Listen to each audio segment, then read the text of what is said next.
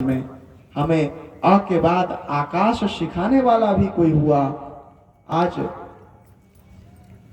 पहली क्लास दूसरी क्लास करते करते 10वीं क्लास से ग्रेजुएट से पीएचडी हो गए।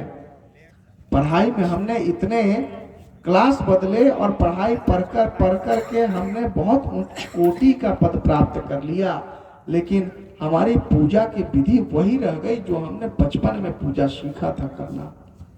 पुष्प, घंटी, शंख, ये हमारे पूर्वज ने बताया था।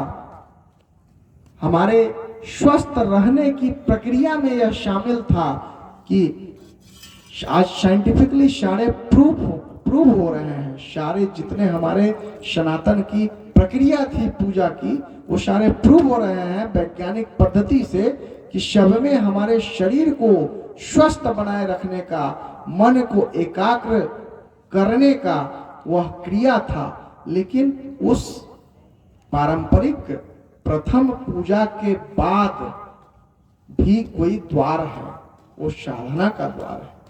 तो उसमें प्रगति करनी है, उसमें प्रगति क्यों नहीं? जब जीवन में हर चीज की प्रगति हो गई, हमारे क्लास बदल गए, हमारी शिक्षा का स्तर ऊंचा हो गया, हमारे वस्त्र बदल गए, हमारे मकान बदल रहे हैं रोज, हमारी गाड़ियां बदल रही है, हमारे बैठने का स्थान परिवर्तित हो रहा है, हमारे मिलने वाले बंधु, हमारे दोस्त, हमारे समाज के व्यक्ति बदल रहे हैं। तो पूजा की विधि में जो हमारा त्रेता युग में जो जंगलों में आश्रम में जो संत करते थे, उस समय ना ही कोई मूर्ति रही होगी। आप सभी कल्पना करें कि ना उस समय मूर्ति रही होगी, ना उस समय अगरबत्ती रही होगी, ना उस समय घंटियों का निर्माण हुआ होगा।